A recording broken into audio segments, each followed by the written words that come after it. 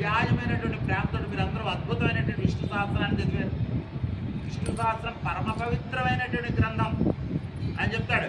వేదాశాస్త్రాన్ని విజ్ఞానం ఏతత్ సర్వం జనార్దనాత్. వేదాలు ఎవరైనా చదవగలమండి?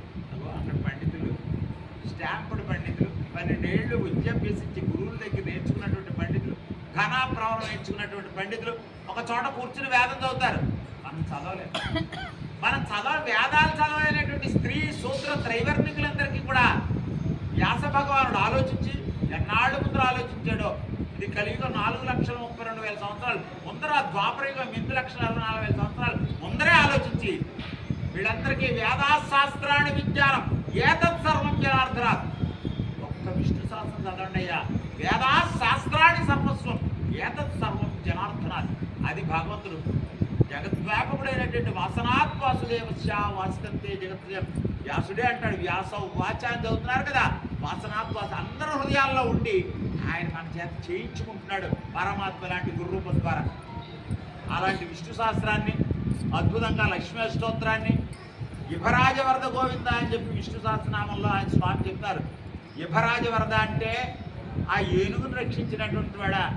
ఆ ఏనుగు తన యొక్క సంసారమైనటువంటి జీవితంలో అలసిపోయి ఇంకా ఎవరూ తను రక్షించలేరన్నటువంటి ప్రాణాలతోటి పోరాడి ఆ మకరంతో పరమాత్మ నాయన ఎవ్వరిచే జనించు జగమెవ్వని లోపల నుండు లీనమై ఎవ్వని ఎందుడిందు పరమేశ్వరుడెవ్వడు మూల కారణం వెవ్వడు అనాది మధ్యలయుండెవ్వడు సర్వము తానైన వాడెవ్వడు వాని ఆత్మభవున్ నే శరణం వేడన. ఆ యుభరాజ రక్షక అన్నది గట్టిగా పడింది నా చెవిలో. ఈవేళ మీరు అందరూ చదువుతున్న దాంట్లో యుభరాజ రక్షక అంటే ఇదే. గజేంద్ర మోక్షంలో ఉన్నటువంటి విన్యాసాన్ని ఒక్క పదంలో చెప్పారు. దాంట్లో ఎవ్వని చే జనించు, who is creating this world, who is generating this world. ఎవ్వని చే జనించు జగమెవ్వని లోపల నుండు లీనమై, who is organising this world, who is organiser for this world.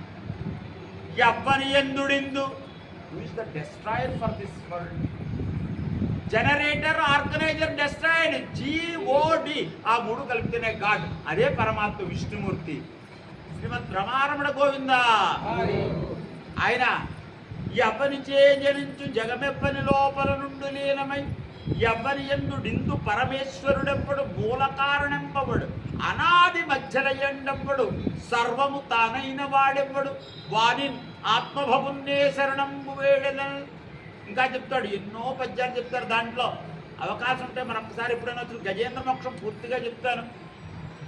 లావొక్కింతయు లేదు ధైర్యము విలోలమయ్యే ప్రాణం ముల్ఠావులు తెప్పెను మూర్ఛ వచ్చన్ తను ఉండెన్ నీవే తప్పయి తప్పరం పెరుగ మన్నింపందగుందీని రావే ఈశ్వర కావవే వరద సంరక్షించు భద్రాత్మగా. నేను అలసిపోయినయ్యా. అది గజేంద్రుడు చదివేయడానికి గ్రంథంలో చదవడం కాదు, మన జీవితాల్లో మనం కూడా అలసిపోతున్నాం. పొద్దున్న లేస్తాం, క్యారేజీలు కడతాం, ఇంటికి వెళ్తాం, వస్తాం, మళ్ళీ వెళ్తాం, మళ్ళీ వస్తాం, మళ్ళీ పునరపి జననం పునరపి మరణం పునరపి జఠరే చేయడం. ఆయన అక్కడే అనలేదు, మనం కూడా అలసిపోయాం. అయినా లావుకు నా శక్తి అంతా అయిపోయిందయ్యా. లావు కింద ధైర్యం విలోలమయ్యి ఒక్కొక్క సమస్య వచ్చిందంటే మనం ధైర్యాన్ని కోల్పోతూ ఉంటాం. అయితే మనకి నాస్తికులకి తేడా అంటే మనం భగవంతుడి మీద భారం వేసి ఆయన మీద హోప్ తోటి ఉంటాం. నాస్తికులకి ఎవరి మీద పడేయడానికి లేదు ఆ హోప్. ఎవరిది నైనా లావొక్కింది లేదు ధైర్యం విలోలమయ్యే ప్రాణం ఉల్టా వెళ్తప్పను మూర్ఛ వచ్చను. నా సంసార జీవితంలో ఓడిపోయినయ్యా నేను. నీవే తప్ప ఈ తప్పరం పెరుగా, నీవు తప్ప ఎవడు లేడయ్యా నాకు. తప్పవాడిని ఎవడైనా ఎడితే 10 రూపాయలు అప్పు అడుగుతాడని వాడు పక్కకి వెళ్ళిపోతుంటాడు. మరి మన దుఃఖాలు ఎక్కువ చెప్పకండి ఎవరికి కూడా, భగవంతుడికి చెప్పాలట. మంచి చెప్పండి, మీ విజయాలు చెప్పండి, సంతోషించి అందరూ మెచ్చుకుంటారు మిమ్మల్ని. కష్టం చెప్పుకున్నారనుకోండి ఆత్మీయులకు చెప్పాలట కష్టం. కష్టాన్ని ఇచ్చేటటువంటి వాడు భగవంతుడు ఈశ్వరుడు వాళ్ళని హీన్యం తెలియాలి. నీకు మానవుడు ఒక 10 రూపాయలు ఇస్తే ఎంతవరకు ఇవ్వగలండి? ఈశ్వరుడు ఇచ్చాడు, కటాక్షించాడు. పివి నరసింహారావు గారు నేను ఇంక నాకు ఏమి అక్కర్లేదు, నా మూల కూర్చున్నాను, సన్యాసానికి వెళ్ళిపోతాను, కుర్తాళం పీఠాధిపతిని అయిపోతానని చెప్పి కుర్తాళం పీఠాధిపతి సన్యాసికి వెళ్ళిపోతే ఆయన రాజీవ్ గాంధీ గారు మరణించారు, పట్టుకొచ్చి ఆయన మహాపండితుడు, 18 భాషల్లో పండితుడు, పట్టుకొచ్చి సింహాసనం మీద కూర్చోబెట్టాడు. అది భగవంతుడి యొక్క విశేషం. ఆయన అనుకుంటే తిమ్మిని బంధించేస్తాడు, బంధిని తిమ్మించేస్తాడు. మనకి యొక్క కష్టాలని కూడా తీర్చివాడు వాడు అని చెప్పి ఆ గజేంద్రుడు అన్నట్టు ఆయన చెప్పి అలవైకుంఠపురములో నగరులో అమూల సౌదమ్ము దాపల మందార అనంత క్రాంత అంతే కులోత్పుల మందార క్రాంత పంద శ్రీకరి ఉద్యోగులు చేరాంచల నిలబడని ఆ పరమాత్మని వర్ణిస్తారు పోతన గారు. అలాగే యువరాజ రక్షక అంటే ఆ గజేంద్ర మోక్షం గుర్తొచ్చింది, మీరు చదువుతుంటారు. తర్వాత వినా వెంకటేశం ననాదో ననాద సదా వెంకటేశం స్మరామి స్మరామి హరే వెంకటేశం ప్రసిద్ధ ప్రసిద్ధ అని చదివారు. వెంకటేశ్వర వైభవం చెప్పాం, అది గుర్తొచ్చింది స్వామి. వెంకటేశ్వర సంస్థానం బ్రహ్మాండే నాస్తికించిన వెంకటేశ సమోదేవాన భూతో అనుభవించింది. సర్వపాపాన్ని వేం ప్రాహు కటాహ దాహముచ్చిదే అంటాడు. అన్ని పాపాలు వేం అనేటువంటి కారంతో చెప్తే కటాహ పాపాలు నివారించేటటువంటి పరమాత్మ ఎవరంటే వెంకటుడు, ఆయన వెంకటేశ్వరుడు. సర్వపాపాన్ని వేం ప్రాహు కటాహ దాహముచ్చిదే. అలాంటి వినా వెంకటేశం ననాదో ననాదం, వెంకటేశ్వరుడు ఇచ్చినటువంటి దైవం లేడయ్యా. వెంకటాద్రి సంస్థానం బ్రహ్మాండే నాస్తికించిన వెంకటేశ్వర స్వామి యొక్క కొండను మించినటువంటి కొండ ఎక్కడా లేదు. అది కూడా ఇక్కడ మనం తెచ్చేస్తున్నారు మీరు ప్రతిరోజు కూడా.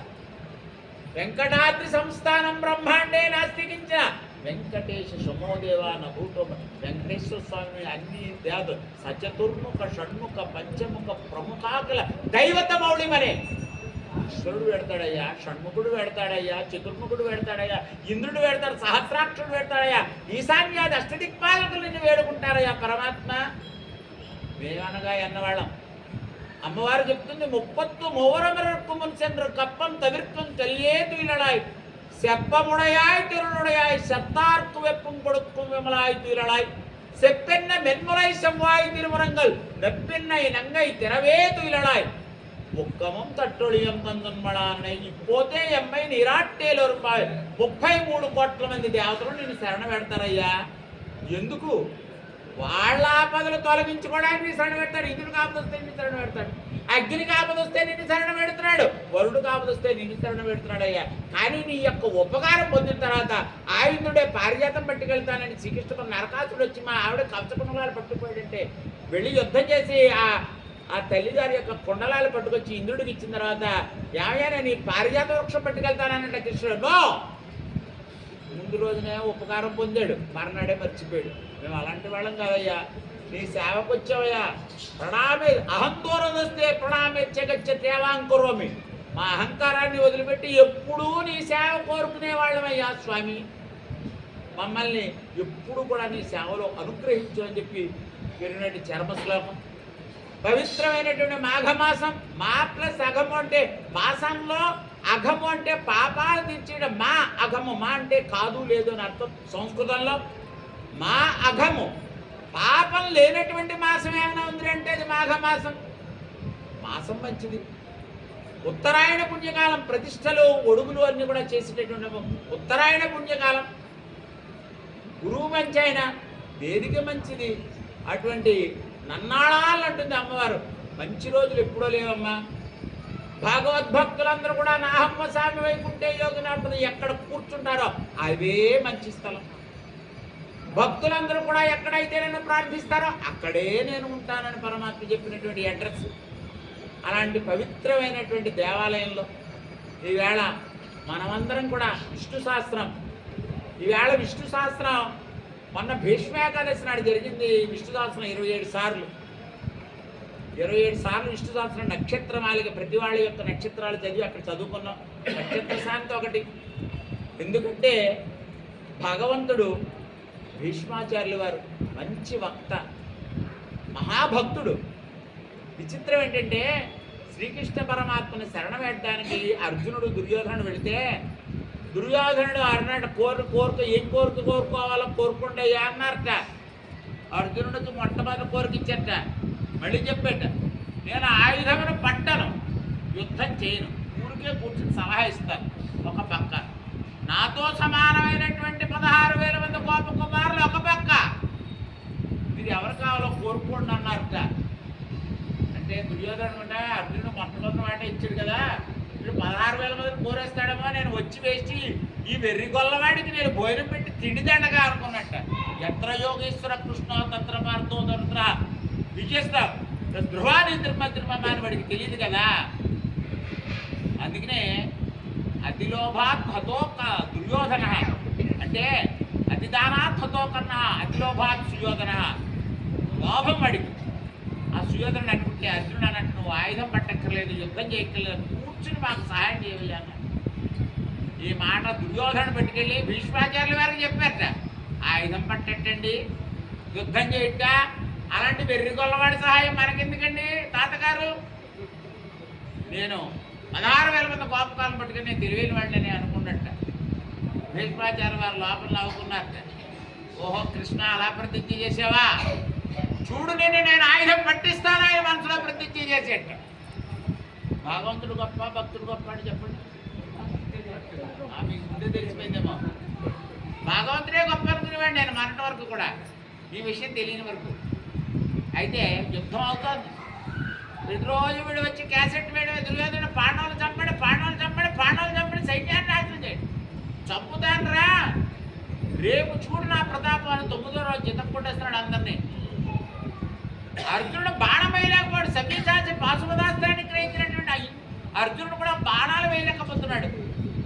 అప్పుడు శ్రీకృష్ణ పరమాత్మ యుద్ధం ఈవేళ ముగించలేన్నాడు తాతగారు అని చెప్పి ఆ ఆయుధాన్ని బట్టి చక్రాన్ని బట్టి ఆ భీష్మాచార్యుల వారిని చంపడానికి వెళ్ళారట. చక్రం పై బట్టి చేయవచ్చు వచ్చినటువంటి కృష్ణుని చూసి ఒక కుప్పించి ఎగసిన కుటుంబుల భాంతి గగన భాగం వెళ్ళ గబలి కొనగా భీష్మాచార్యుల వారు మంచి పద్యాలు చెప్తారు మనకి. ఆయన చక్రం పట్టుకుని వచ్చి వద్దు కృష్ణ, భీష్ముడి చంపకు పరువు పోతుంది, నువ్వు మాట ఇచ్చావు, నీ మాట తప్పేస్తున్నావు అని వెనకాల నుంచి హెచ్చరిస్తున్నారట. భీష్మాచార్యుల వారు నవ్వుకున్నారట. శ్రీకృష్ణ నీ ప్రతిజ్ఞ కంటే నా ప్రతిజ్ఞ నెరవేర్చడానికి చక్రం పట్టుకొస్తున్నావా? భక్తుడే గొప్ప అని చెప్పి నువ్వు నిరూపించడానికి ఇక్కడ చక్రం పట్టుకొస్తున్నావు. అంతరార్థం వేరే ఉందండి. భీష్మాచార్యుల వారు తన తండ్రి గారికి మాట ఇచ్చాడు, ఈ సింహాసనాన్ని రక్షిస్తానని. ఈయన ప్రతిజ్ఞ చేశాడు. వెర్రివాడా, నీ ప్రతిజ్ఞ కాదురా, ధర్మం అటువైపు ఉంది, నీ ప్రతిజ్ఞ పక్కన పెట్టు. ధర్మం గురించి మన ప్రతిజ్ఞలను మన లిమిటేషన్స్ అన్ని పక్కన పెట్టాలి. అది మనం గొప్పవాళ్ళం అయ్యవచ్చు, మంచి ధనుర్ధారులు అవ్వచ్చు, మన విష్ణు అవ్వచ్చు, ఎమ్మెల్యేలు అవ్వచ్చు, ఎంతకైనా ధర్మం ఎటువైపు ఉంటే అటువైపు ఉండాలి అని చెప్పడానికి భీష్మాచార్యుల వారికి అర్జునుడికే కృష్ణుడికే తెలుసు ఆ విషయాలు రెండు కూడా, ఇంకెవ్వరికీ తెలుసు. భీష్ముడు అనుకున్నాడు నా ప్రతిజ్ఞ నెరవేర్చడానికి ఆయన చక్రం పట్టుకున్నాడు. కాదురా వెర్రివాడా, నీ ప్రతిజ్ఞ గడిపెట్టు, మీ నాన్నగారికి ఇచ్చిన మాట విడిచిపెట్టు, వదిలే ఆయుధం, రేపు పాండవులకు విజయం కట్టబెట్టు అన్నట్టు సూచనగా చెప్పారట. అది భీష్ముడు అక్కడికి రాత్రి వాళ్ళు ధర్మరాజును పంపుతాడు, ద్రౌపదీదేవిని ఇచ్చి పంపుతాడు. ద్రౌపదీదేవి వెళుతుంటే అందరూ మగవాడి చెప్పులు కనబడతాయి కానీ ఆడవాడి చెప్పులు కనబడతాయని ద్రౌపది చెప్పులు వేసుకుంటే శ్రీకృష్ణ పరమాత్మ అన్నట్ట, అమ్మ చెప్పులు ఎలా ఇచ్చారన్నారు. అంటే చెప్పులు ఎవరైనా పట్టుకుంటారండి, చాలా కొంచెం చెప్పులు ఉన్నట్టు ఇలా తోసేస్తామని. నేనైతే అలాగే, మీరు కాదు ఆత్మలు అనుకుంటుంది. అయితే ఆ చెప్పులు చేత్తో పట్టుకున్నాడు, తను సంగడ పెట్టుకుని ఆ ద్రౌపది వెళ్ళమన్నట్ట స్వామి.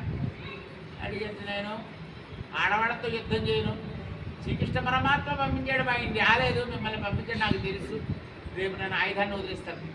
అటువంటి పవిత్రమైన కార్తీక మాసంలో ఏకాదశి నాడు పడిపోయినటువంటి మనిషి ఉత్తరాయణ పుణ్యకాలం వచ్చే వరకు మొన్న మకర సంక్రమణం పడిపోయిన తర్వాత మాఘ శుద్ధ అష్టమి నాడు భీష్ముడు నిర్వహణం పంచప్రాణం, అష్టమి నవమి దశమి ఏకాదశి ద్వాదశి పంచప్రాణాలు 5 రోజులు పెట్టి విడిస్తారు. బెంగాల్లోని బీహార్లోని ఎక్కువ భీష్మ ఆ పంచక నిలవిస్తారు. 5 రోజులు పొద్దున్నే లేచి స్నానం చేసి భీష్మాలు తప్పయామి 3 సార్లు వేస్తేట భీష్ముడు కొడుకులు లేరు కదండి, మనం ఇచ్చినటువంటి తర్పణం నారాయణ సంతోషించి నా యొక్క భక్తుడి గురించి వీళ్ళ తర్పణాలు ఇచ్చారు. ఆడవాళ్ళైనా మగవాళ్ళైనా ఇస్తున్న వీళ్ళకి సద్గతి ప్రాప్తించాలని సామీప్య సాలోక్య సాయుధ్య సారూప్యాలు ఇస్తారు. చతుర్విధమైనటువంటి మోక్షాలు పరమాత్మ అంటే పవిత్రమైనటువంటి భీష్మ ఏకాదశి రోజున మీరు 27 సార్లు పారాయణ చేయడం, ఇక్కడ పారాయణ చేసిన రోజునే అక్కడ కూడా మేము మా గురువుగారు ఫస్ట్ మీకు కంటే ముందుగా డాక్టర్లు ఆయన పనిచేసి అక్కడ సరదాగా భోజనం సమయం వృధా చేస్తున్నామని అందరినీ కూడా ఈ విష్ణు సహస్రం చదవండి. ఆ విష్ణు అంటే వ్యాపనశీల విష్ణువు. చూడండి, విష్ణువు అంటే సంస్కృతంలో దాని అర్థం ఏంటంటే, నారాయణరావు గారు రాలేదు, నేను బతికిపోయాను. విష్ణువు అంటే వ్యాపనశీల అంటే వ్యాపించేటటువంటి వాడు విష్ణుమూర్తి. అక్కడ విశాఖపట్నంలో వ్యాపించాడు, ఇక్కడ హైదరాబాద్లో వ్యాపించాడు, అక్కడ కాకినాడ రంగరామాంజీ స్వామిలో వ్యాపించాడు, చిరంజీవి స్వామి వారి దగ్గర వ్యాపించాడు. వ్యాపనశీల అంటే విష్ణువుకి శివుడికి తేడా ఏంటన్నారు, పరిపూర్ణాన్ని చెప్తారు. కరెంటు ఉత్పత్తి స్థానం అది కరెంటే, ఇది కరెంటే, అది జనరేటర్. ఇదంతా కూడా ఆర్గనైజ్ చేస్తున్నాయా, తీగల ద్వారా గొట్టాల ద్వారా వెళ్తుంది, అదే విష్ణుమూర్తి అయ్యా. ఉత్పత్తి స్థానం శివుడైతే అన్నారు. అలాగా ఆ పరమాత్మ విష్ణు సహస్రనామ సాధారణం. ఈ సనత్ నగర్ సనాతన ధర్మాన్ని ప్రతిష్ఠించేటటువంటి నగరం ఏమైనా ఉందంటే మన సనత్ నగరం చెప్పుకోవాలట.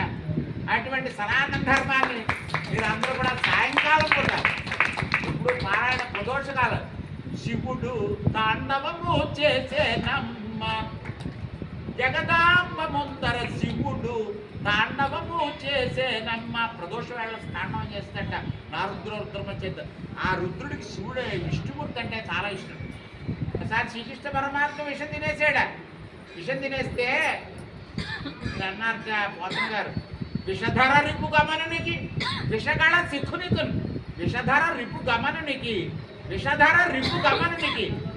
విష కంఠంలో ఉండేటటువంటి పావులు తినేటటువంటి గరుత్మంతుడిని వాహనంగా పెట్టుకున్నటువంటి శ్రీకృష్ణ పరమాత్మకి, విషగళ సఖునికి విషాన్ని కంఠంలో పెట్టుకున్నటువంటి ఈశ్వరుడికి ఫ్రెండ్, మన స్వామికి ఫ్రెండ్, చాలా గొప్ప ఫ్రెండ్ ఎవరంటే ఆ ఈశ్వరుడు. అటువంటి విషపూచ భావం యొక్క దుఃఖము ఏవెక్కుతుందయ్యా ఆ పూతలు పెట్టినట్టు విషం. విమల విష సైనిడికి ఎప్పుడు బుస్సు బుస్సు కొడుతుంటే ఆదిశేషు విషం వీస్తుంటే, విషపకాలు వీస్తుంటే ఆయన మీద. అలాంటి వాడికి చిన్న పాలల్లో విషయం ఏమైనా అవుతుందా అని ఆశ్చర్యం పెట్టేట. అలాంటి పవిత్రమైనటువంటి ప్రదోషకాలంలో విష్ణు సహస్రం పారాయణ చేయడం, ఇలాంటి పారాయణ ఈవేళ నేను పొద్దునుంచి చాలా చింతాక్రాంతున్నై ఉన్నాను. అక్కడ ఏం సమాధానం చెప్పలేకపోయాను. మా ఇంట్లో ఆవిడ హాస్పిటల్ ఉంటే ఏం చేయాలంటే అమృతాంశో, అందరూ ఒకసారి చెప్పండి, అమృతాంశో అమృత వపు, అమృతాంశో అమృత వపు, వేద్యో వైద్య సదాయోగి వీరః మాధవో మధుః. ఇది విష్ణు సహస్రనామ సత్సంగం 27 సార్లు మీరు ఢిల్లీలో మొట్టమొదటి చేసినప్పుడు అక్కడ శర్మ గారని అది ప్రారంభించారు. ఆయన కంచి శంకరాచార్యులు గారు వచ్చి ఎవరికైనా ఒంట్లో బాగోలేకపోతే అమృతాంశో అమృతవపుహ అనుకోండి అయ్యా, కంచి చంద్రశేఖర్ సార్ వచ్చి వాళ్ళకి చెప్పారట. అన్ని విశ్వాసం అంతా చెప్పలేరు కదా ఒక 10 నిమిషాల్లో. అమృతాంశో అమృతవపుహ అనుకోండి అయ్యా, వేద్యో వైద్య సదాయోగి వీరః మాధవ మధు. అక్కడ చెప్దామని అనిపిస్తుంది, అందరూ వచ్చి బాధపడుతున్నారు, ఏం చెప్పాలో నాకు తెలియక.